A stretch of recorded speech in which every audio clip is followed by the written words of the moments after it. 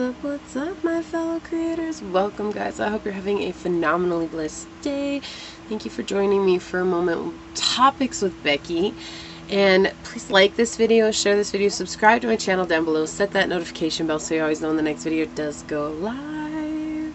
Today we are going down the rabbit hole and talking about anger. You guys ever argue with somebody and you didn't want to and you ended up saying all kinds of things that you didn't mean? I don't think there's a person out there who hasn't experienced this in any situation. So what do we do when we're so angry we can't even see straight? Well, usually when we're in a state of anger, what is happening is we're not breathing, right?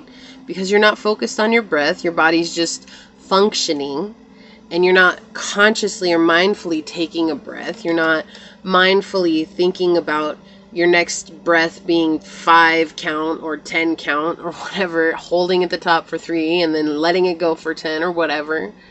You're not thinking about that because you're in the moment, and in that moment your emotions flare up, and when they flare up they take control. And it's hard because it feels like when we're in a fit of anger, it feels like everything that somebody has done, said, or put towards us is a personal plight. Like, we take it personal.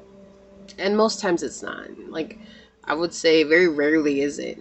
Yes, I agree. There are people out there who will personally attack you because they want to. Yes, that does exist. Not everybody is innocent in the world, and I wish I could say that they were, but they're not. But when you're angry, okay, because we can't control another person, and I just bring that up because I just want you to know that 9 times out of 10, most people, they're just caught in the moment, just like you were. As a human, I can guarantee there's probably more times than you can count on one hand when you've said things that you didn't mean, you just said it in the heat of the moment. Right? I mean, I have my own personal stories about things I have said viciously towards another person because I wanted to cut them off at the knee. And then afterwards I felt awful about it. So for myself, my anger has been one of the hardest things to overcome because I have a temper. My parents always used to tell me I had my father's temper and mixed with my mother's rage. So, you know, growing up, hearing that, you kind of realize and feel and believe that you are a tumultuous person, I think is a good way to put it. And really, I was in the state of just allowing whatever I was feeling to take control of me. And in overcoming that, it has really come down to focusing on my breath. And not only that, but I think the number one most important thing when you get angry is just to stop. Stop for a minute or walk away. You know, people have a hard time walking away. You can't control the other person. I've walked away sometimes and somebody's following me and I was like, you better not follow me because things are going to blow up. And then they start in and it's like you just have to hold your tongue. And it's hard because you want... I feel like anger derives from a need to be right at most times, because it's like we get angry because somebody's not listening to us. Or we get angry because somebody didn't do what we asked. Or we get angry because they did something that they shouldn't have. You know, like whatever the situation is, it's like we feel like we have a sense to be right and to be heard. But our anger isn't what makes us heard. Oftentimes it's our silence.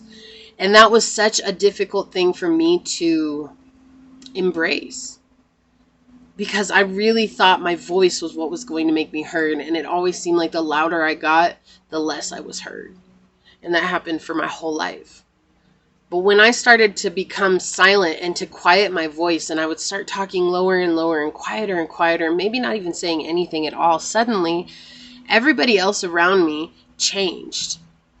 It was like there was no reason to be angry anymore. There was no reason to scream and to yell. And, you know, I don't want to hear any excuses. Well, I'm a redhead, or, you know, you don't understand what temper is, or you don't know what it was like growing up in the situation that I grew up in.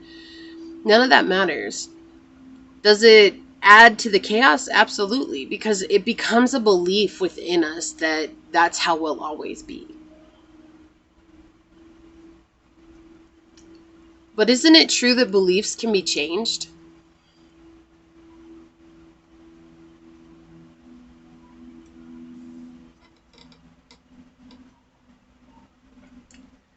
So if you believe something about yourself and it's negative, isn't it true that you could change it to the opposite to believe positively about yourself? And I'm not saying that it's going to change overnight, because it doesn't. It takes effort. It really takes effort on your part. Like, you can't just say, "Oh, I'm a calm person," and then every time some kind of chaotic situation happens, you just blow your head off, right? You have to consciously remember that you said, "I am a calm person," and then take 5 or 10 deep breaths and see what happens. Because what started to alter for me was when I consciously started to stop arguing. When I consciously started to stop arguing. What an interesting sentence that is, right? But truthful.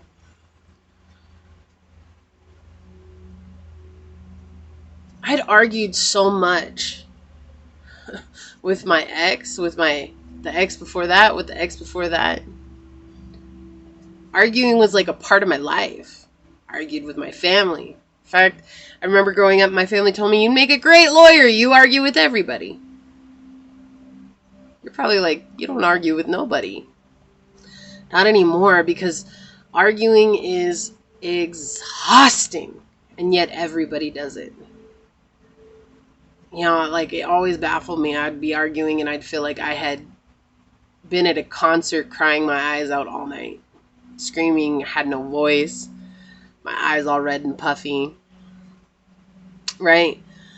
And so what ended up happening is, with my ex, when he would really get under my skin, I literally would bite my tongue.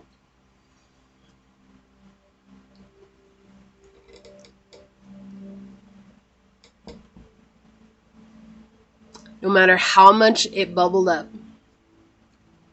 You have control over you. Let me say that again.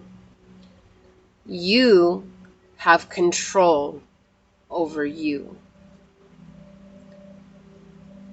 Subconscious response is a subconscious response until you consciously make yourself aware. Maybe subconsciously in the past you let yourself say whatever it was that was on your mind, no matter how much it hurt. Only becoming consciously aware of your actions can you ever change. And that was my thing. I had to become consciously aware of the way I was when people got under my skin. It wasn't easy, but it was simple. It wasn't easy. It's simple. You could say, "Oh, it's simple to stay quiet," but that does not make it easy. Especially when you just want to say what it is that you want to say. But does it need to be said? I mean, really, if that person isn't going to listen to what you're saying, does it need to be said? No, because I'm going to tell you, at the end of the day, actions will always speak louder than words. My whole family was used to arguing with me. I grew up in a very argumentative environment. I can't change that. I can't change that. We all had to be right. We all had to have our voices heard. We all had to have a point to what we were talking about. No one listened to the other. I didn't listen to my family when they argued with me, and I know they didn't listen to me when I argued with them. So what did it accomplish? It accomplished growing up in a caustic environment that created a lot of upset and turmoil, and therefore I started living that in my everyday life as an adult, thinking that the only way to live was to argue with another person, and that's not the way to live. So take a step back. If somebody's arguing with them, let them argue, let them yell, let them scream. Say nothing. Don't even interrupt them. You don't have to look at them. You don't have to do anything. Just don't interrupt them. And watch as things change. This was the biggest thing. Because when you forget to breathe, you go into the fight or flight mode. And most people are already on the fight and the defensive because they think everything is a personal situation. And it's not. And it's not. So, I ask you to try this. The next time you get into an argument, just stay silent and see what happens. Comment down below and let me know. So that being said, please like this video, share this video, subscribe to my channel, set that notification bell so you always know when the next video does go live. With that being said, go forth boldly, my fellow creators, and courageously find creative ways to rise above in life, laughter, and love. Until we meet each other again. Peace out. I love y'all. Bye.